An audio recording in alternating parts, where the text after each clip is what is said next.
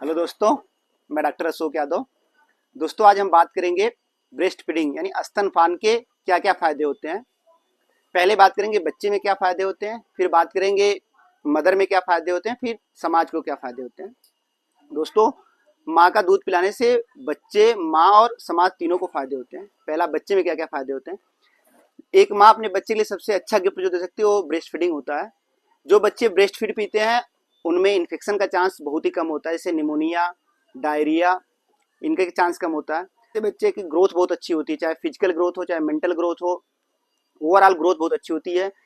क्योंकि जो mother milk होता है उसमें जो ग्लूकोज होती है, लैक्टोजन, वो बच्चों में डाइजेस्ट आसानी से होता है, एब्जॉर्प्शन आसानी से होता है। दूसरा, जो इनमें अमीनो एसिड होता है, टोरिन और सिस्टीन होता है, जो मेंटल ग्रोथ के लिए बहुत ही लाभदायक होता है। फैट जो होते हैं वो बच्चे की ग्रोथ के लिए होते हैं, अच्छे से जाते हैं, पॉली अनसैचुरेटेड फैटी एसिड होते हैं।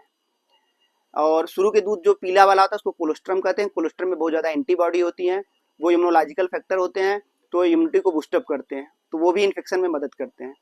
तो ओवरऑल बच्चे की ग्रोथ अच्छी होती है, डेवलपमेंट अच्छा होता है, मेंटल ग्रोथ होती है, इन्फेक्शन के कम चांस होते हैं बच्चे में। और अब बात करेंगे कि मदर में क्या क्या फ़ायदे हैं। जो माँ बच्चे को फीड कराती हैं, पहला कि जितना प्रेगनेंसी में वेट गेन होता है तो वो वेट लूज करने में आसानी होती है।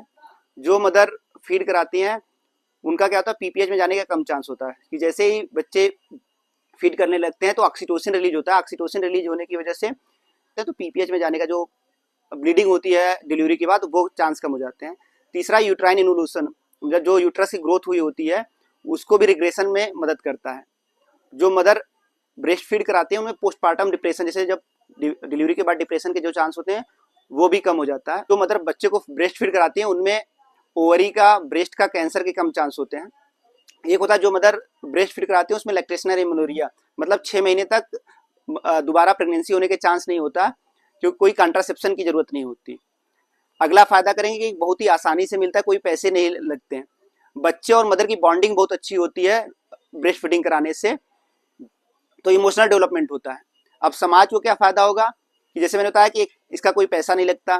दूसरा, कि जब माँ को जितनी बीमारियों से बचाएगा तो मदर को हॉस्पिटल नहीं जाना पड़ेगा, तो एक हॉस्पिटल में बर्डन कम होगा, बच्चे को इन्फेक्शन कम होगा, बच्चे की इन्फेंट मोर्टेलिटी रेट जो है वो कम होगी, तो बच्चे को भी हॉस्पिटल कम जाना पड़ेगा। ओवरऑल समाज को, बच्चों, माँ को फायदा होता है। इसलिए शुरू के 6 महीने तक सिर्फ और सिर्फ ब्रेस्ट फीडिंग कराएं। 6 महीने तक बच्चे की पूरी न्यूट्रिशन के लिए माँ का दूध पर्याप्त होता है, तो हर 2 घंटे पे दूध पिलाते रहें।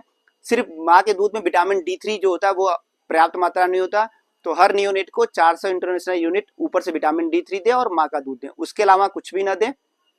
6 महीने के बाद माँ के दूध के अलावा कंप्लीमेंट्री फीड दें। 2 साल तक माँ का दूध पिलाएं। 2 साल के बाद बच्चे को माँ का दूध नहीं पिलाना चाहिए। धन्यवाद।